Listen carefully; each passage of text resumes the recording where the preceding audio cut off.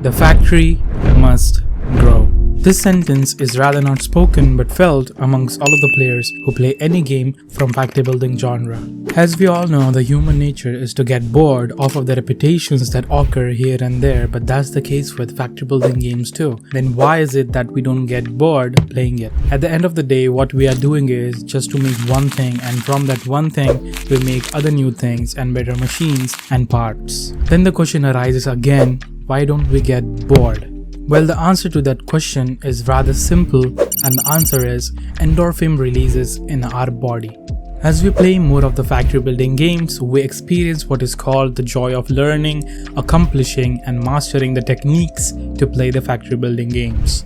And while we do all of that, we also don't get bored because of the fact that game developers know this and have created increasing in-game challenges, with production lines getting way complicated than at the starting. We all know we start with iron rods or iron plates at the starting of the game, and then that turns into, I don't know, a hadron collider on the other side of the map at the end of the game. Take Dyson's Spear program for example. We at the starting of the game invests our time in learning newer things as we are getting started on the game, and as we progress, the difficulty increases significantly due to the fact that we need more complex things to accomplish our goal. And due to all of the things happening and the small achievements we make on our way to the end, we have endorphin being released in our body, which in turn gives out joy to us. Sure, the games can be different from each other, but it all comes down to the same thing, which is seeing our factory grow makes you happy.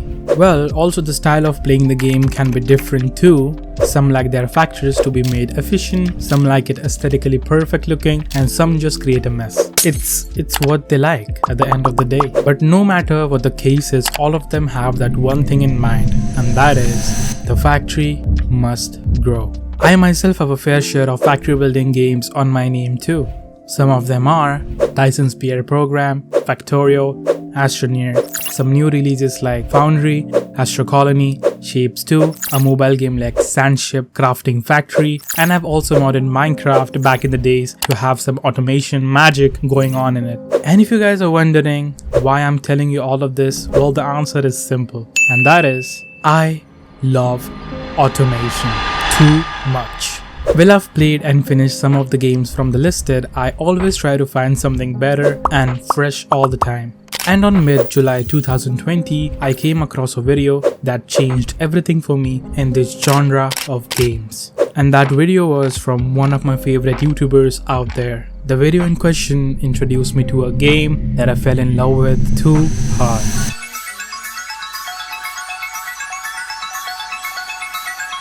Today we shall begin our epic industrial empire in the factory game Satisfactory.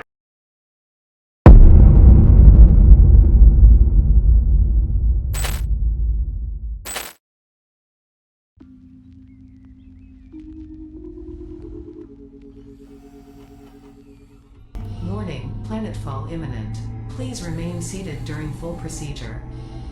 Atmospheric entry in 5, 4, 3, 2, 1. Planetfall procedure initialized.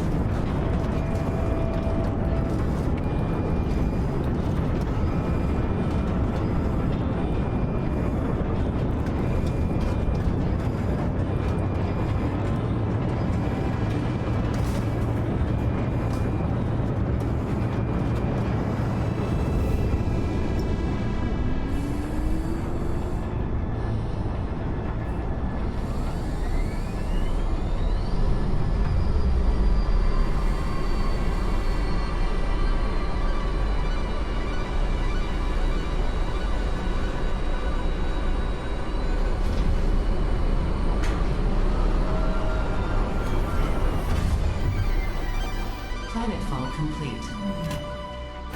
Please ensure the integrity of your multi-purpose exploration suit is at 100%.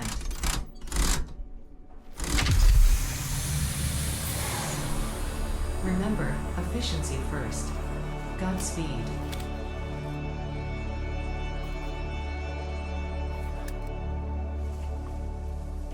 As we take our first steps on the planet Massage 2ABB, after having a rather fancy entry on it, we just look at a very vast open space full of green and lively nature flying and humming on sight. we take the last deep breath of fresh air on the planet before we go and destroy it with pollution.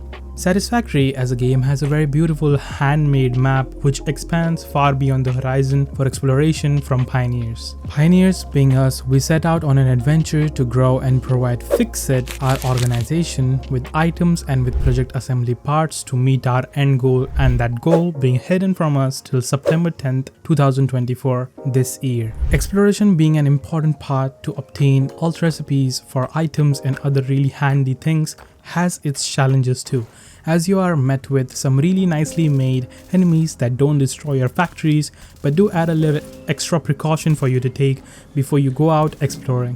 The odd notes in this game being infinite helps you focus better on making your factory more efficient and more perfectly balanced, and help you so you can make your factory look more fancy or aesthetic too. This game for me is like one of those games which I can just pump up Spotify in the background and think of different solutions for my factory to look nicer, balanced, and being efficient, and also to be sleep deprived. The game is just chill, like it does what it says. It gives you satisfaction, hence the name, Satisfactory. What I also really like about this game is how simple it is to find info on any item that you want to know about in-game thanks to the search feature available. As you start out, the ratios on certain items remain much easier to calculate than others, and as you progress, the ratios of course become more complex, but at the same time they are still manageable, because at the end of the day you're making the same old items but you're just doing it on a larger scale. For example, 30 iron ore per minute gives out 20 iron plates per minute, and 15 iron ore per minute makes you 15 iron rods per minute. And also if you turn that rod to screw, the ratio for it is 10 rod per minute to 40 screws per minute. So if we combine this together evenly, we can make reinforced iron plates, and that is 10 reinforced iron plates per minute if we have 60 iron plate, and 120 screws per minute on the scaling.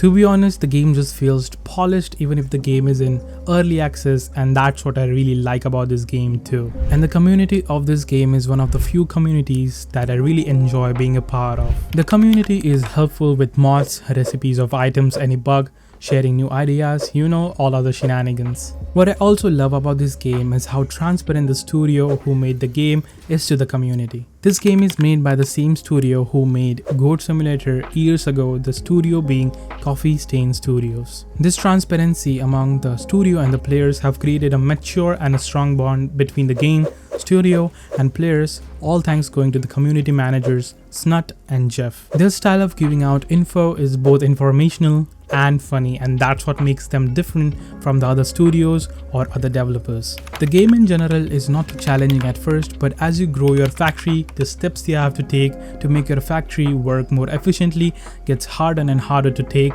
because sometimes even for me, I had to rip out a whole portion of my factory just to remake it again because I messed up the calculation for not adding just 10 screws in the equation. But that doesn't make it bad, because the game doesn't give you anxiety all the time, because you have plenty of time on your hand.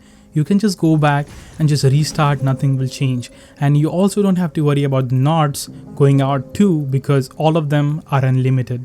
Talking about expansion, you also have to keep in mind one thing before you hear this sound. This is a sound that your factory makes when you are unable to provide your factory with enough power. So you also have to keep in mind what you're going to be doing to get that solved. Talking about epic moments in the game, when you see your first coal power plant turning on, the thrill and the joy and the sense of accomplishment you get is immeasurable. Also, the game doesn't have a set way to play it.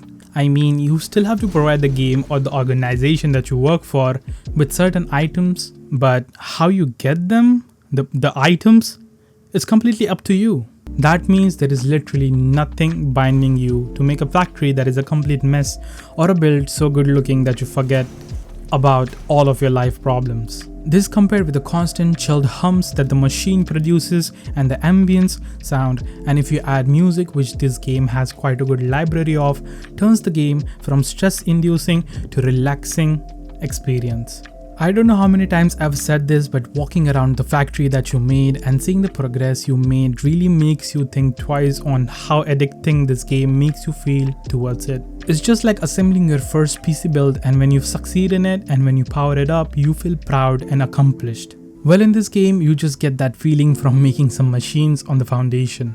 The game also teaches us not on a bigger scale but on smaller scale, problem solving in a fun little way. Also, being able to make everything in an open 3D world adds a layer of immense immersiveness in the game. One of the main reasons why people also like this game is like how you optimize in this game, your factories and like build. Like people really love that. Like for example, for me too, if I see any small inefficiency in my factory, I just literally end up making a whole new contraption just to get it fixed. So you know how addicting it is to just build in this game.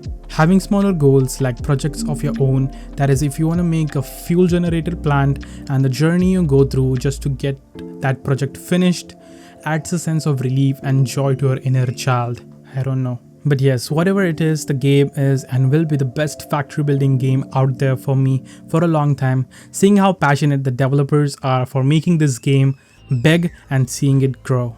The biggest reason I have like more than 1500 plus hours in this game is because how easy this game is to grasp the idea of it, and also like how relaxed the game makes me feel. It's just like, you know, it's just me, this game, and a chilled Minecraft music playing in the background, and me doing other works on the side while expanding the factory in it. Just makes me it's just relaxing. I don't know for you guys, but for me it's just a relaxing experience. And as we create more and more complex things, we get to an item called as smart platings, and when we get 50 of them and send them via space elevator, we're completely uncertain on where it is going or what's its destination. Right now all we can do is make speculations.